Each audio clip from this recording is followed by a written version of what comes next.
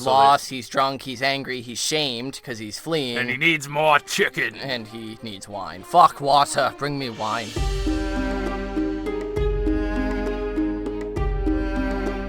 Heyo, hey everybody, and welcome to another episode of your favorite full spoiler reread podcast, Brotherhood Without Manners, where we read A Song of Ice and Fire by George R.R. Martin. As always, I'm your host, Zach.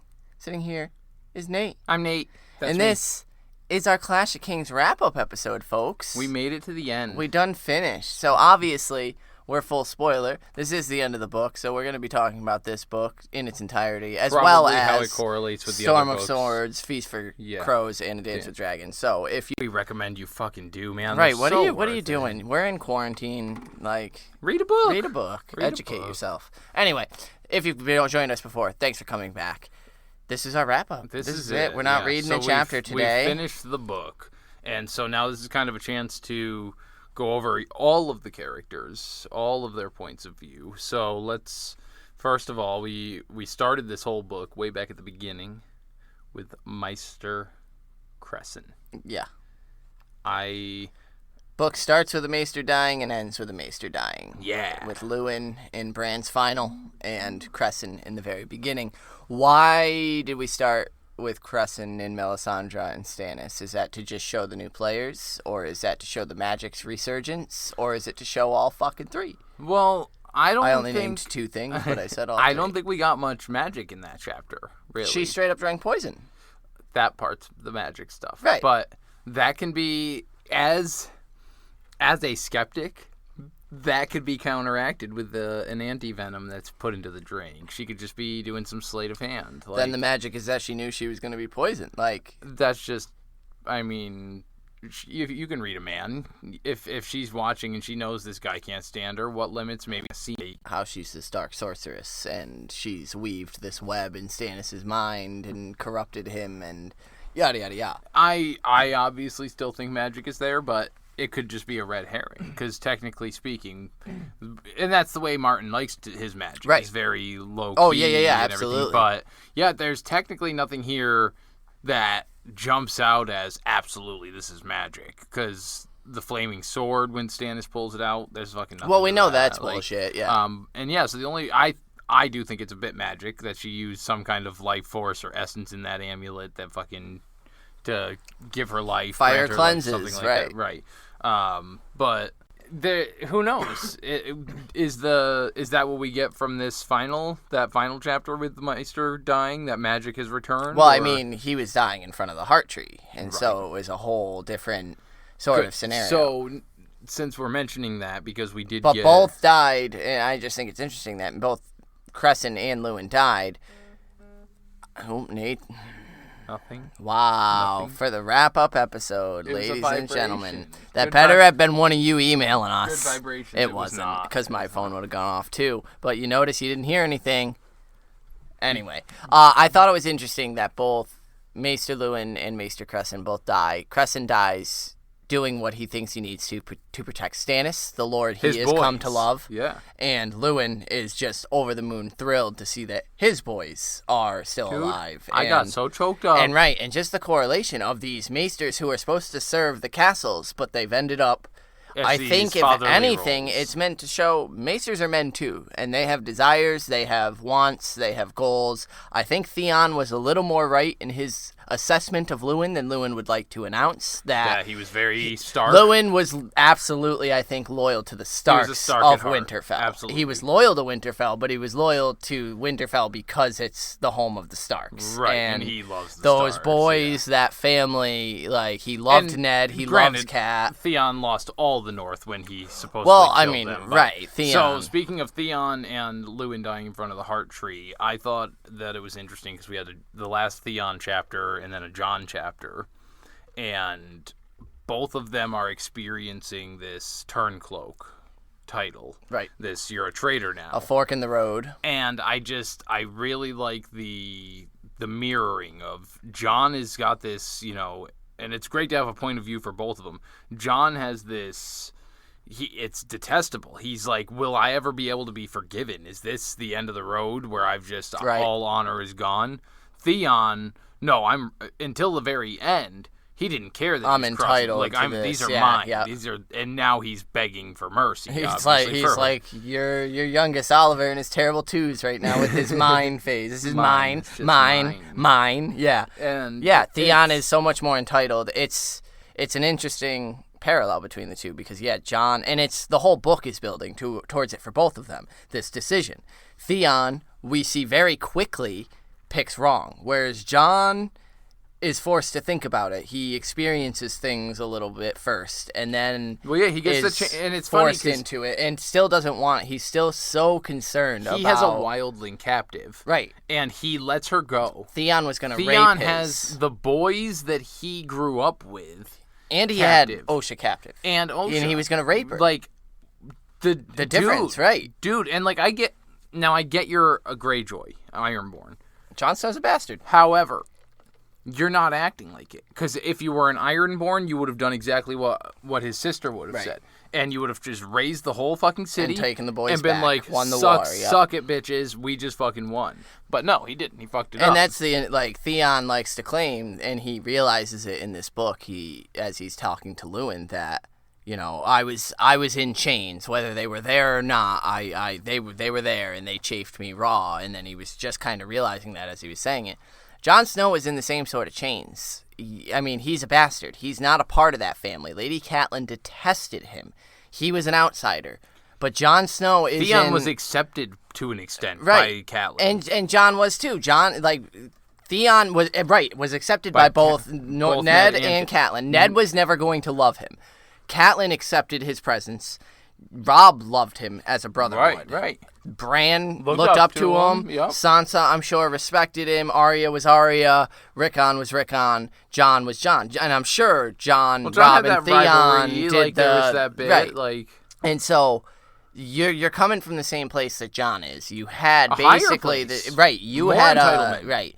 And Jon is making I did quotes for the right decisions, and I think that is absolutely why we get Theon's POV originally is because of he wants to paint this image of. I think what's important is while Theon we're getting that.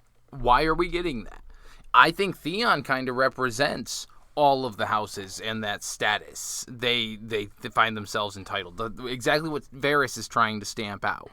Jon is for the good of the realm. Theon is that High Lord. This is mine because it's mine and I deserve it. And while it's stretched to the extreme, he is all the Theon High Lords is of the realm. Yeah, he's sort of representative of the privilege that they all have. And like the refusal to give up what they think is theirs, even to the very dying breath. Jon and Theon also, a big theme of this book too is identity. And who am I, and what does that mean? Where do I belong? To me and in the world. And I wrote down just a few examples. Jon, who we've been talking about, brother of the Night's Watch, or a Wildling, or a Stark, or Targaryen.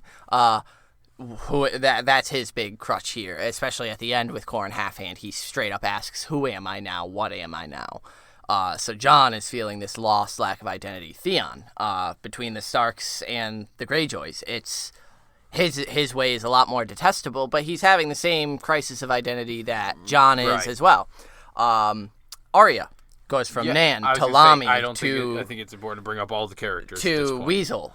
She the ghost of Harrenhal. Literally in her last, she's going to be Nan forever. She's stuck in this identity now. Yeah, she goes to Roose Bolton and speaks out of turn in panic, mainly, that she's going to be stuck as this Tyrion person. Lannister and his identity crisis of, am I a Lannister or am I the Hand of the King? Am I the whore pleaser or my father's Am I a warrior?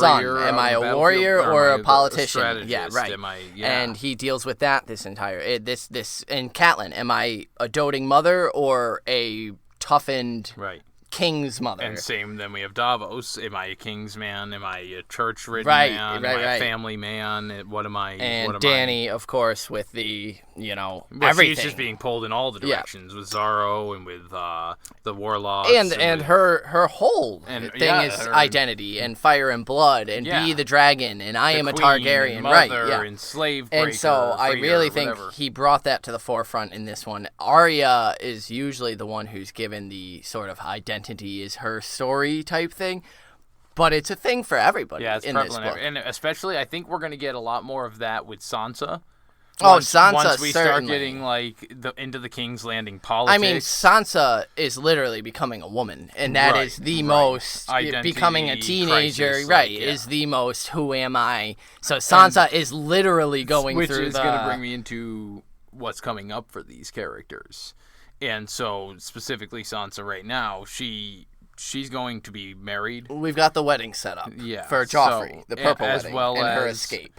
They're going to be dropping the bombshell of her marrying Tyrion Early in Storm. because that happens before the purple wedding, doesn't it? Yes, they marry them quickly to subvert her getting married to Loras. If I recall, on my second and third reread, I was surprised at how early on the purple wedding happened. Right.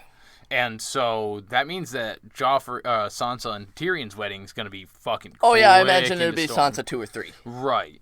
Or Tyrion. Or Tyrion 2 or 3, right. Because I don't remember which point of view it comes from, but... Probably a mix of both. So there's a new identity for her to have to deal with. Right, Lannister. Stark, yep. Which is wild. She technically becomes Sansa Lannister. Right. And it's interesting because it's simplifying it, but all she's ever a good wife. And she gets married to literally a horrific, disfigured manifestation of every evil against her family. Which is unfortunate because Tyrion is the best of them. Yes, and it's could be the best. And that's what's brilliant about that relationship is the one person we all want Sansa to like because we like him, she can't, and why ever would she? Absolutely. Why could she? Yeah, and so Martin brought it up in this book to show that everybody in this book series is going to be dealing with identity crisis throughout the entirety of the series. That's an ongoing thing that we're going to be dealing with. So it also,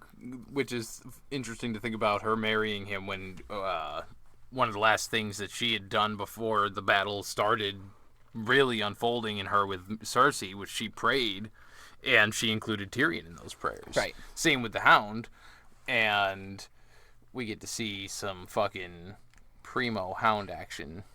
The Hound. Yeah, man. Yeah, he's out in the world diddy-bopping around, and I love him. Yeah, he handles some shit. He had a great arc this book as well, from pet dog to feeling terrifying, rage-riddled man who's just broken. And I think at the same time, though, obviously freed. But he's not necessarily sure what to do with that freedom. I mean, he's the first person, he's, in Jaime's boat, he's the first person to break away from, Cersei and that posse where we're like, yeah, do it! And now we're just waiting for Jaime to do it. It's a win, but it's, where's he going? And we know, he's going to basically wander until he runs into the Brotherhood Without Banners and snatches Arya up, but... He's wandering, and I think that's when he's most dangerous, is right now. Because he has no direction. He has nowhere to go. He's lost, he's drunk, he's angry, he's shamed because he's fleeing. And he needs more chicken. And he needs wine. Fuck water, bring me wine. So I also wanted to touch on, because we didn't really much in his last chapter, John's, talk about Mance Rayder.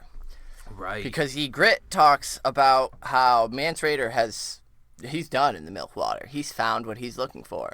We know Did she say that? She did, yes. He's found what he's looking for? Yeah. Right, now it's the Horn of Yormund he's looking for. And that may not be the pronunciation you use, but I'm going to call it the Horn of Yormund, because that's the way it looks like it's fucking spelled to me. At me. George has I know. I don't care. Say it how I'm you defensive. want. No. That's how you... Anyway, yeah, so Mantis found a horn. A horn. Now, that he will claim, when he blows it, will bring down the wall. Bring down... he will straight up tell John that next book. Do we think it's this giant horn that we see that's described in there? The horn discussion is one of my favorites, because there's a lot of horns in this world. That do different things? We know for a fact... Or do they do the same thing? Based on... future books, full spoiler reread, that Euron has the dragon binder horn, and that burns literally a slave dies burning it. It chars him inside and out. If you've reread if you're a Patreon subscriber, a patron, that's the word, then you've listened to our Victarion chapter, where he's got the plan to blow the horn with 3 different people prepared to blow into it for as long as they possibly can as they're entering the Battle of Meereen. Yeah. And do you think that's another horn? Oh, That's the right. horn that That's Euron's certainly got, going but, to be coming into play. And so clearly these horns are going to be coming and into John play. found one at the Fist of the First Man as Broken, well. A broken horn. But a lot horn. of people think that that's actually the horn of Jormungandr. And that one of the brothers of the Night's Watch found it and threw it in a cache because, fuck, this is dangerous to have out there. But, yeah, I don't know. I feel like Mance is looking for more than just a horn. Take this horn. It's dangerous to go alone. All right. Thank you, Mance Raider. Yeah. And so we didn't really focus a lot on Mance in that last chapter, but he has what he wants and is now marching on the wall. Now, and we get a lot of good Mance stuff next book, which is great because Mance is one of the best characters in the North. Yeah. Now we get he's not going necessarily to tear down the wall. No. He's just looking to get his people safe from the wall because he understands that there's a bigger threat. And it's not until because we're going to be getting the Fist of the First Men. Right. We're going to get some Samwell Tarly chapters soon. So let's lead that since we're talking about Mance and he's going to be making a big appearance. Next book, Storm of Swords. We've finished up Clash of Kings.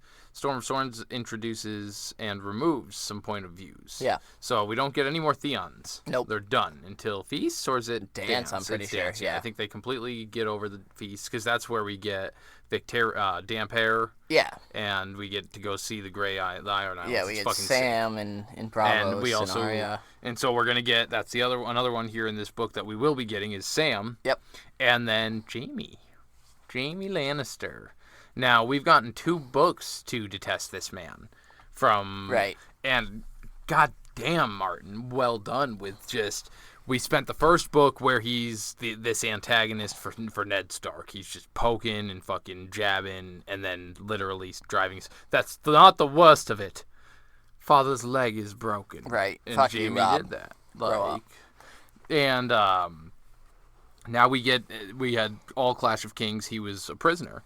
And Cat has been kind of leaving him there. He's just been sitting, just chilling. Rob hasn't been there most of the time to do anything. And so she finally makes it there. And as we know, because Martin left it on a cliffhanger, but we're full spoilers, so fuck your cliffhanger, Martin. She frees him and sends Brienne on her way. Yeah. And we've grown to hate this guy. We know that he's the only thing that's going to keep Sansa safe and alive if returned. Yeah. Hopefully. That's the last hope. And now we're going to get in his fucking head. We're going to learn that he's a broken man just like everybody else out there. Oh, and he gets to become more broken real soon when he loses his hand. Yeah. But we just learned through another badass character, Corn Halfhand, that it is possible to retrain yourself and be better than you were before. And so I think that absolutely is meant to be the idea, is that before Jaime Lannister gets his point of view, we get a character that's going to foreshadow what Jaime could potentially become. A one-handed badass motherfucker, potentially leading the Night's Watch. Thank you for coming to my TED Talk. So... he will be training with Sir Ilan Payne. Yeah. Clack, clack, clack. Very cool. I love their midnight training sessions. No, that's not for a while again. I don't think that is until Feast. Yeah, Feast around. But I think it's interesting because it's another character that, we hate Jaime Lannister until this next book. Right. That's the only time we're going to start. And even at the beginning of that, it takes a bit for you to finally start being like, oh, wow, he's a savage son of a bitch. But then the story comes out and we learn to like him. But Ilan Payne were from book 1. He's this fucking imposing, terrifying. He's tainted ice. Scary. He's just a nasty dude. He's still creepy during those Jaime chapters. But do you think he's going to have any kind of, like, maybe we get his redemption at all, where he's not necessarily, you think he'll always be an enigma? I don't think he is an enigma. I think he's just a guy who likes killing. Like, he's a Lannister lackey through and through. He's Tywin's man. Like, sounds very black to me, black and white. Right, and I mean, you think he is? I mean, not that there can't be. Well, I'm saying, I think he was a gray character up until he had his tongue ripped out, and now he's loyal and he serves. Like, I just think that's all there is to it, is that he was heard talking shit about Tywin. Tywin showed what happens when you talk shit about Tywin. And now Ilyn Payne's like, well, I physically can't talk shit about Tywin, so I'm just going to serve Tywin and therefore Cersei and the rest of his house. I think it's pretty much that. He's a cowed man. I don't think he is as imposing, scary like as he's got. I think he's just got resting bitch face. Yeah, like I think he embraces that, but he's not this like right. That's just the motherfucker is serving a sentence. Like basically, Tywin sentenced him to silence for the rest of his life by ripping out his tongue. Like he was cowed. He was caught. He was tried and fucking. Serving, yeah, like he isn't to me this. I mean, he is obviously to a 13-year-old girl's eyes, but I don't really think he is super as imposing. Like even Jaime later is like, yeah, you're just kind of fucking weird with your weird clacking tongue, yeah. But awkward. Another interesting person who we didn't get a lot of this book, but was obviously working in the background would be Littlefinger Peter Baelish. Dude, yeah, we only get him very beginning, very end. Who was, as we remember, sent by Cersei and Tyrion to deal with the Tyrells after Renly's death to try to sway them over to their side before they could run over and join Stannis. And was promised Harrenhal for this deed. Right.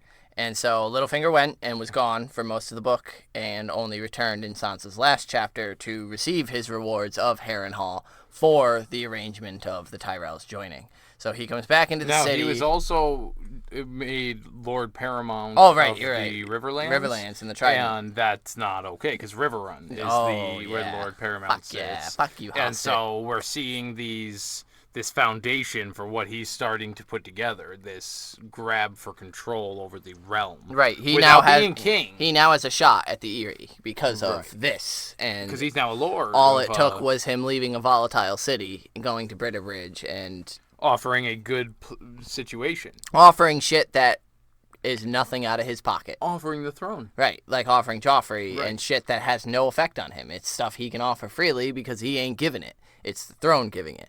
And so, yeah, Baelish absolutely played this book well. Like, he goes down, he does that, and then I would assume him and Loras had these talks of Marjorie, and there were letters exchanged based on how quickly, well, I mean, unless it's they came back and Littlefinger was immediately to Cersei, like, yeah, let's marry him to Marjorie, but that seems to happen so quick that I gotta believe some ravens were sent ahead of Loras and... I almost feel like, honestly, Littlefinger is intelligent enough to have put together that they're not going to refuse this. If we get at the Tyrells, I promise them that you would refuse them. The head of the Citadel, High Septon. Thank you. The High Septon is going to be in their pocket, obviously, because that's what Cersei does. Yeah. And so it's not going to be hard for them to revoke Sansa's marriage. And so I think Littlefinger put it all together and wouldn't necessarily need to have those letters. Yeah, no, I just thought that actually Loras showed up at the Battle of Blackwater, so there was no time for letters beforehand. Right. Yeah, no, it was, I mean, it must have just been after the war. Littlefinger went to Cersei and was like, yeah, I told they've them got they'd Marjorie, and we're going to get rid of Sansa, where you're going to marry, they're going to be, and you'll be the two largest houses. But yeah, I mean, that's huge because the Tyrells coming into the city essentially starts to spell doom for the Lannisters. Cersei starts getting fucked by having players just as good, if not some better, that have than been her. A lot longer. There's people that are playing on Tywin's level, the Queen of Thorns. Olenna! And Cersei's trying to keep up with that. And, like, Olenna's playing on some fucking... we're still levels. It's still kind of a question mark what level Marjorie's playing on. I think she's on a level far above Cersei. I think she's at least young, in the loop, and so she's certainly because the way what I mean in the loop is Tywin doesn't tell Cersei more than she needs to know. Right. I feel like Olenna is like, no, sweetling, listen right. This is what we're doing. This is more of the Littlefinger Sansa in the show, like how he's like, now let me explain this. but not keeping any of those fucking shifty, shady, gross details. I think the Marjorie-Olenna relationship is what Tywin and Cersei could be. Power what Cersei couple. wants it to be, where it's yeah. like we tell each other everything and keep the world at bay, and together we run this shit. Who run the world? Because Olenna's playing a fucking on that. Oh Tywin yeah, we start getting fucking Tyrell coinage the coins left around. are fucking popping up, and it's great stuff. Good news. So good on Littlefinger for sealing that deal. Tyrion even thinks that he betrayed him, saying that he didn't come back. But I think it's interesting that we're now 2 books in, and 2 of the most well-informed characters in my eyes at the moment, Varys and Littlefinger, are still the 2 that we probably know next to nothing about, other than,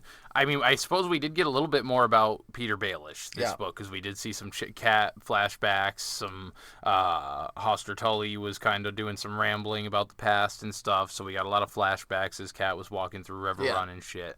But obviously Varys is, I don't know if he's swimming with the mermaids or why. Yeah, it's interesting. The last bit we got with Varys was him looking over Tyrion and just kind of tisking and being like, So, yeah, where was he during Blackwater? What was he doing? And I mean, who can... Well, right. It's all speculation. He was under Blackwater. He was making sure that the Mermaid City was staying safe. Yeah, those 2 are obviously making moves. Peter Baelish is solidifying his titles and honors so that he can make a grab for the Eyrie, and it won't be crazy contentious. Dany. Because we only got 4 chapters, 5 total, Dany chapters. They were good ones. I enjoyed them a lot more than I was expecting. This go through. I think they were so enjoyable because there were so few.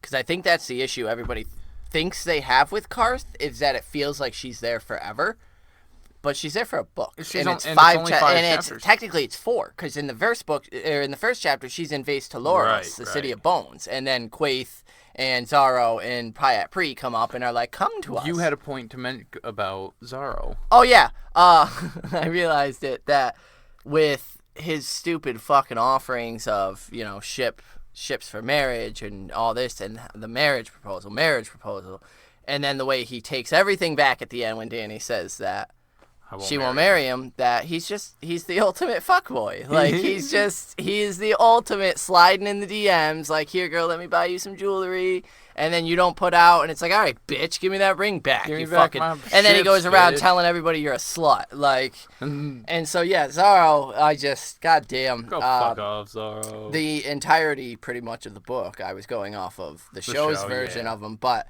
the book's version is much slimier to me, because the one that does have money, yet is still so fucking just gross, especially at the end when Dany says no, and he's like, all right, get out of my house, I'm done for you. Get out, go. You have to give me the gifts back. They were accepted in good faith. How were they accepted in good faith? You're just saying that in order to accept them, she had to marry you, which, in that case, in the Carthian tradition, you get to choose one thing anyway, so you get a fucking dragon, and she gets more of the same stupid shit that you've been gifting her. Like, yeah, it's so fucked. And Zaro acts, because he does the crying on command. Right, he acts but he's just another player, man, and I love it. I really like Karth, because we get Quaithe, we get Pyat Pri, and we get Zaro. Do you think we're going to see more of the Warlocks? Yes. Yeah? I certainly do, yeah. I don't see how we can't. They are growing more powerful. And she fucked him, and Pyat Pri wants her head on a fucking spike, or her heart in his hand. So after experiencing the Dany with the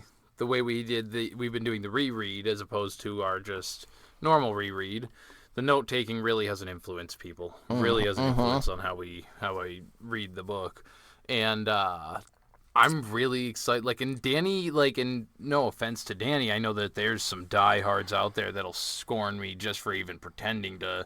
I'm not the biggest Dany fan. I'm not, not that there's anything wrong with the character. I don't relate to it. Yeah. So, I enjoy reading it, and that's not the case this time. Like, I look forward to when I see Dany, I'm like, oh, fuck yeah, this is going to be sick. Because she has some of the coolest, subtle, intricacies in the text that Martin uses to really highlight different things, whether they're important or not. Right, and so it's just so there's a lot. There's a ton of symbolism with Dany. It's just everything feels symbolic, because I mean, to her, it all could be or could not be. And Dany's a fun one, especially with just how isolated she is, where everybody else, it feels like, something we see in Tyrion could show up in Sansa or Arya 5 chapters down the line or 2 chapters down the line. So Dany, she's got Barristan Selmy with her now? Very Strong Belwas. Strong Belwas likes killing horse boys because they twinkle when they die. Yeah, they do. And,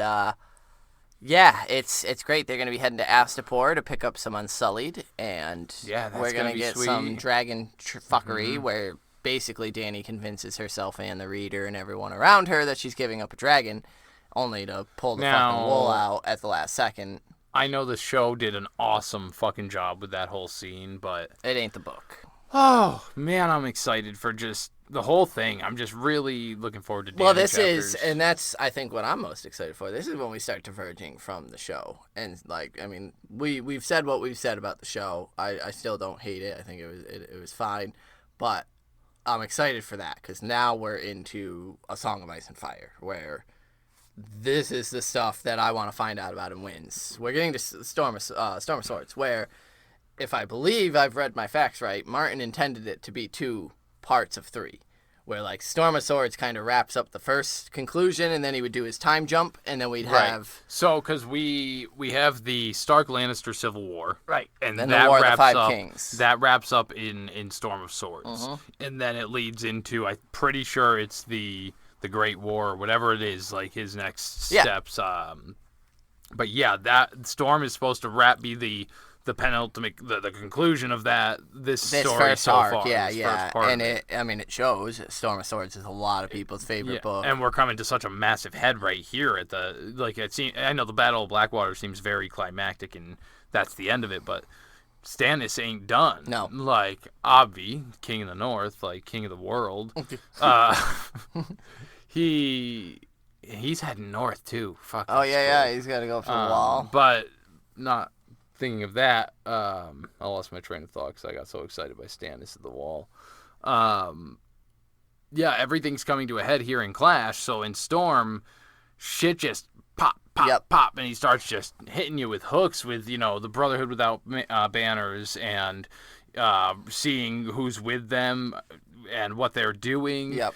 And then the Red Wedding, the Purple Wedding, both are in we've got the Red Wedding coming up. Sansa and Tyrion's wedding. Sansa and Tyrion's wedding, and Arya's gonna be again, we said the Brotherhood Without Banners, but those are some pivotal moments for Arya. Oh yeah, she leaves the continent at the end of Storm. Right, and so Gendry is gonna be getting some visits. Yep. We're the ghost of Can we not even get into that right now? Yeah, I think Ghost of High Heart, dude. Oh my fucking god! It's coming, brah. I gorged on grief at summer hall. I need none of yours.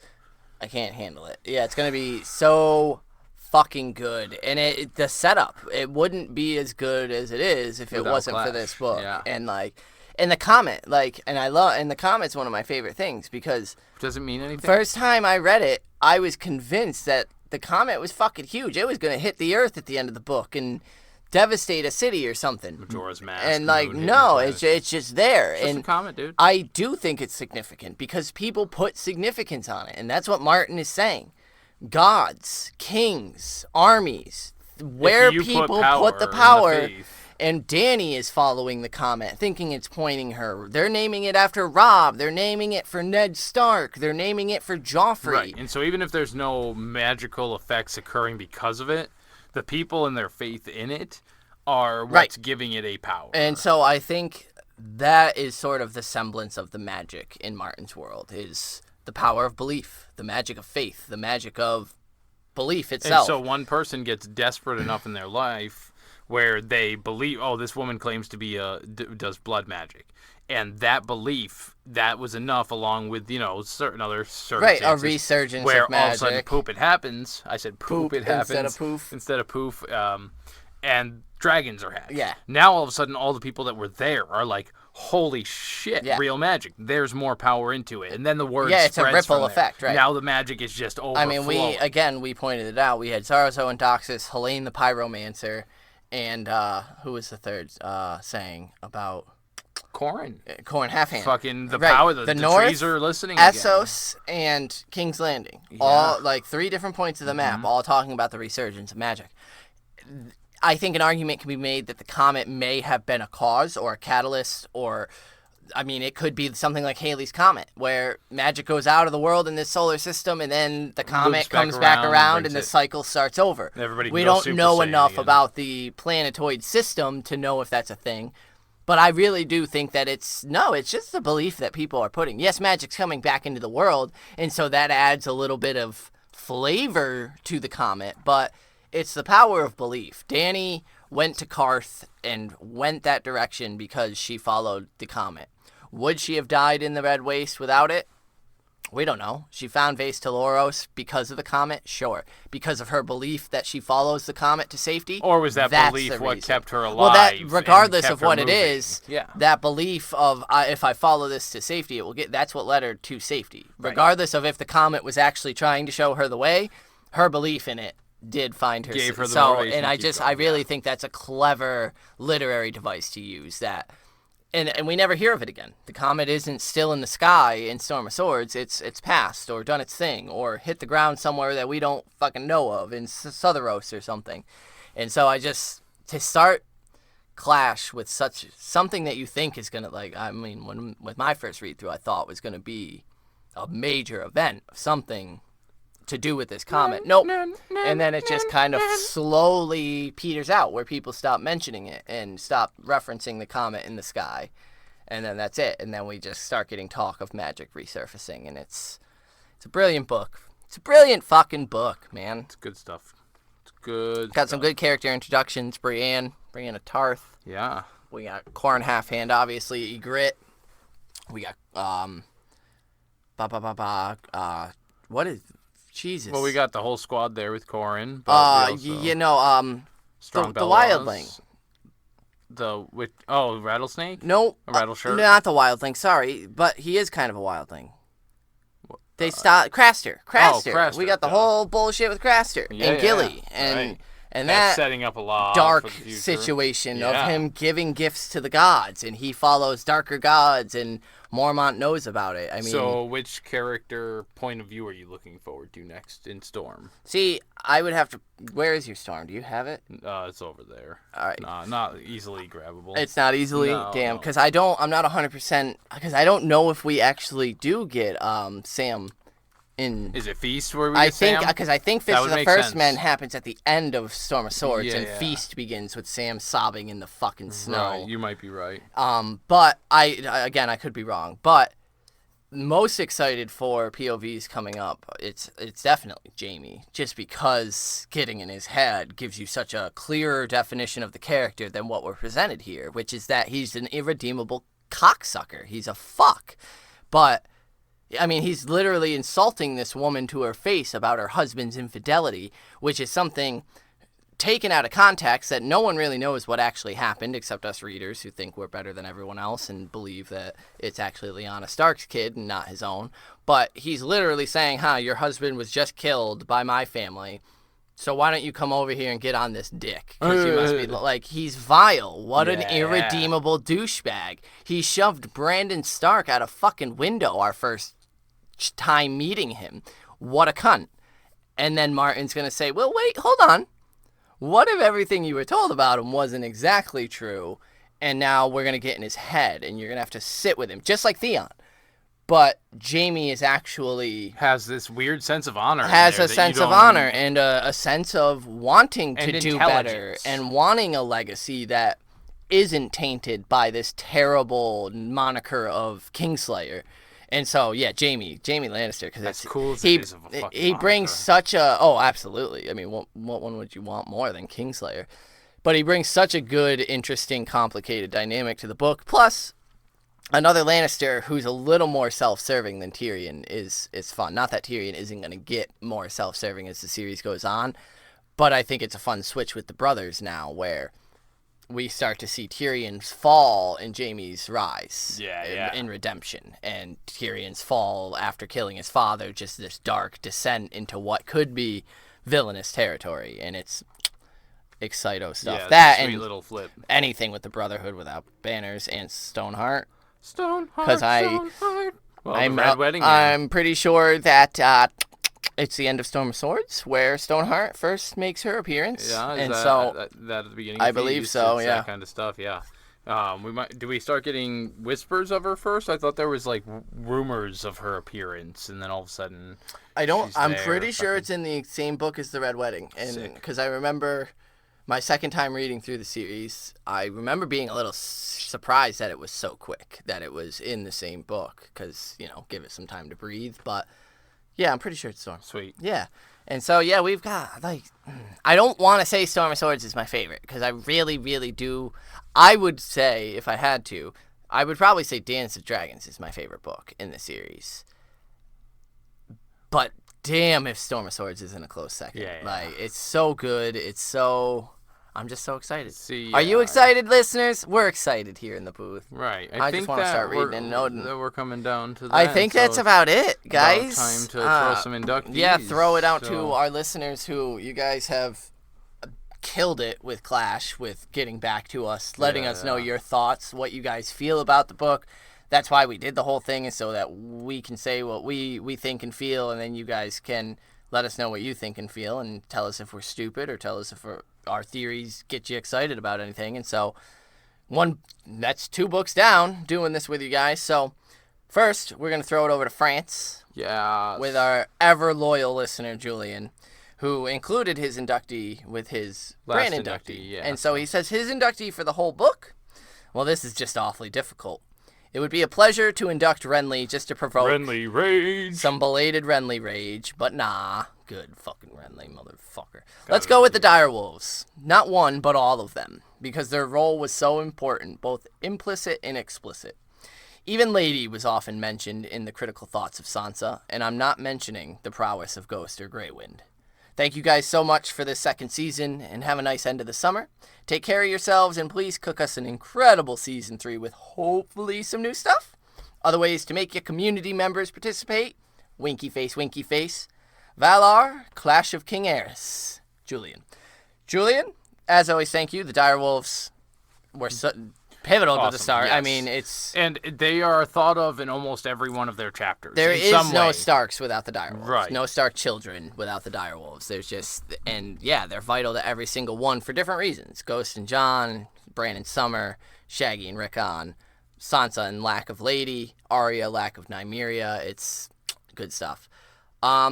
We're hopefully cooking up some sweet shit for you with Storm of Swords, Season 3 of our podcast. So hopefully you continue to stick around sending us inductees. So we did also have to read an inductee. I'm just wrapping up Julian's. Okay. I wasn't paying attention to he what was saying. he was saying that he's hoping we're cooking up cool shit for Season 3. And right. Hopefully we are too. Stick around to hear it. So next we did have our wonderful listener Sarah write in as well, and she said she hoped it wasn't too late. It was, but we're still reading it now instead. This was her brand 7 final inductee. But it's so good that it can be a whole book inductee, too. Here's her thoughts on it. And her final inductee, which is Darkness. Hello, darkness, my old friend. Cloaking them in the crypts, making Bran feeling safe and letting him dream as Raven dreams. I love the use of color in this chapter, or the lack thereof. Everything is pitch black or stark gray. It's a world devoid of color until they resurface and the dark red blood and bright embers await them. The Boltons overpowering the Starks, of course, but the castle still stands, and Bran the Beastling is not dead yet. If I go up, will I ever get back down? I can't believe we reached the final chapter. I didn't care much for Clash of Kings when I first read it. Oh, youthful indiscretions. And it was so fun to really enjoy it with you all. I'm looking forward to your next episode. Cheers. Thank you, Sarah, so much for writing in. Yeah, to your point, you said the world without color. That reminded me of quite a few other points. Yes. When they emerge into the Burn Winterfell, I thought of Tyrion. The green with wildfire and on the Battle of his Blackwater. Crazy dreams, where he's walking with through the gray battlefield, the gray without color. Mm-hmm. Arya is all about the darkness. Yeah. Didn't Bran have some dreams with that similar? And Bran's got some crazy on top of and like so that the color scheme. You're absolutely right. These strokes of gray, the people seeing the world devoid of color. it is absolutely a theme throughout the book, so that's why I thought it would make a great Especially wrap-up. even Davos chapters, Melisandre constantly saying that the darkness is the the friend of the all that kind of Yeah, shit. the shadows are servants of the light. Yeah. So great Awesome. inductee, Sarah. So that Thank was you. for Brand- Thank you for reading along with us. And yeah, we're looking forward to you sticking around for the next season. So yeah. a few things that we do have for patrons. We have. We're sorry it took so long. We're dense sometimes. We've got some great ideas for the new content. We've Get ready. done all of Get the ready. Winds of Winter sample chapters. Yep. So we are now going to start a Night of the Seven Kingdoms read through. boom. Dunkin' Egg Doing some Dunkin' on Egg. Patreon for you motherfuckers. We're going to have that real soon. Probably will coincide with our first release of Storm of Swords. Yeah, somewhere in that area. And which so, we're anticipating no more than a week and a half. Right. Is where we're expecting it. That would be 3 normal episodes will not be there consecutively. so we can get some recorded in the chamber. That way we don't have to worry about any more COVID bullshit and delaying any more episodes for you. We'll just take a between the books break.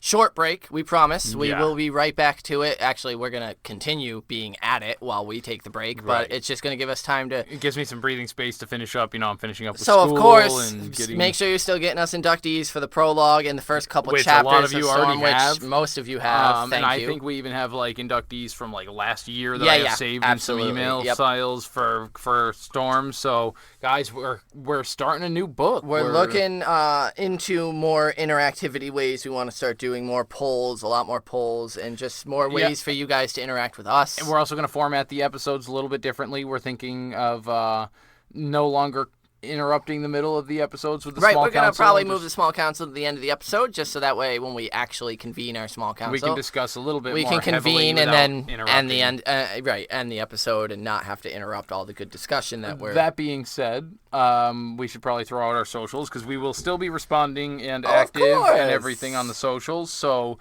email us at withoutmannersbrotherhood@gmail.com. I'm on Twitter at mannerswithout. Zach is on Twitter at carstark92. Right. Instagram at mannerswithout. That Patreon that we just mentioned, where we will be releasing on top of all the Winds of Winter chapters. The sample chapters that are already available. You will soon be getting the Knights of the Seven Kingdoms. Right. We haven't quite decided how we're gonna block that one out yet. Yeah, but we'll be getting it to you soon. It's gonna be fucking sweet. Dunkin' Egg shit, man. And then Blood Raven. Where else are we? Oh, the Patreon. Patreon. Patreon.com/mannerswithout. Yep. We have the Facebook.com/Brotherhood Podcast. We're on YouTube. You can just search us there normally. You'll Brotherhood find us. Without. And then, if you go to our website, www.brotherhoodwithout.com, right? Yeah, I think so. Sure. Sounds good to me. And I know that there was something else I've been meaning to mention, but I can't remember what it is right now. So, yeah, we're heading...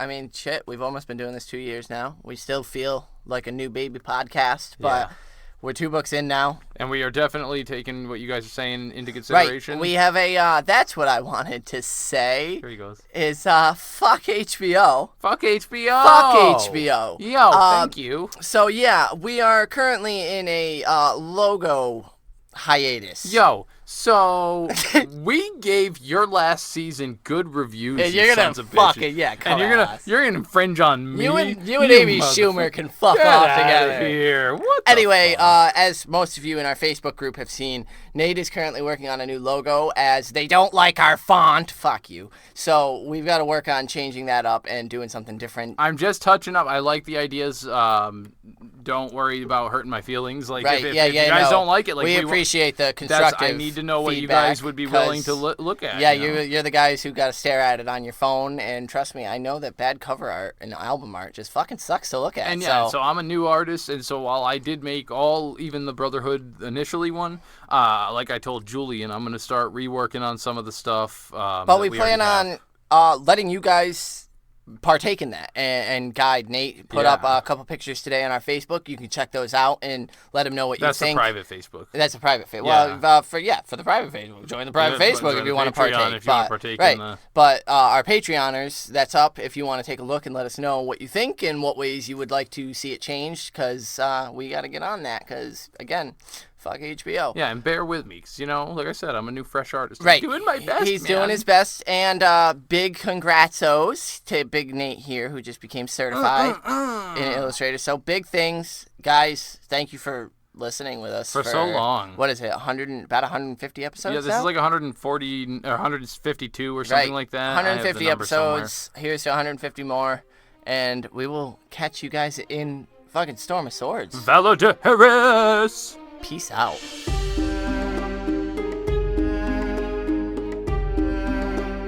What up? Hello. How you guys doing? You still listening? Still there? Did you let the little timer go all the way up to like the 58-minute mark where it says? Well, we're here and back. We're back now. Did you notice something was missing from that episode, from that great, juicy wrap-up episode? Were you looking for some inductees? Were you looking for our inductees? Well, guess what? We decided to put them at the end. Not because we forgot, Don't say that. but because we wanted to make sure you were listening all the way through. Okay, we forgot, and so now we're adding this little addendum at the end to get you guys our inductees because we were just so excited to read yours. Yours were way better. But here they are, our inductees for the entirety of Clash of King wrap-up. Yeah, the whole book. Mine is going to Sir Davos Seaworth, the Onion Knight, because of the great introduction. A brand new character, but immediately sympathetic. Somebody who just wants to be with his bro, his king, his boy, and has this crazy evil woman come in between them. And, bros before hoes, man. No, I'm kidding. Davos is just... He's great. He's the simple, almost small folk, who's now raised to a lord and has a little bit of Jon Snow's I don't want it. And him with his children is humanizing, and then we're going to get a lot more of them in Storm of Swords here coming. But I love the intro of Davos Seaworth. So the Onion Knight is the book inductee for me. Did you just lose yours? Yeah, I had it, and then all of a sudden it went away. Oh, duh. Barristan, tell me. Sell me! So Arston. that motherfucker had been completely... He wasn't even in the book. And then when he was, it was at the most important time. He's there to save our queen, my queen. I love Barry the Bold, and so seeing him there, knowing that, because we got to hear what he was doing throughout that. He got fucking let go by Joffrey, little bitch boy. Yep. And he went into hiding. He snuck out of the city, snuck back in the city, and was like, "What up, bitches? I'm just chilling down here in Flea Bottom." And then he worked with Varys, I would imagine, to catch a ship over to Mopatas, Illyrio, and Pentos. Yeah, then he got sent over to Dany with Strong Belwas. He's the old squire, he's fucking. So he's been there throughout the whole book doing his own shit. I want his point of view chapters for that journey. Sir Grandfather. Well, you gotta wait till Dance to get any POV. But that's okay. Yeah, so Barristan. Or Arston. And he'll probably be... I probably should have given it to someone who was more prevalent in Clash, because I'll be able to give it to him a little more. Right, but... no, it's an interesting... Like, him popping up is cool, especially if you don't realize it at first. Realizing that Barristan the Bold's popping back Barry the Bold. So, yeah, that's it for our inductees. Hopefully you listen to the end, and, hopefully you know whether or not we've done this before. Constant vigilance!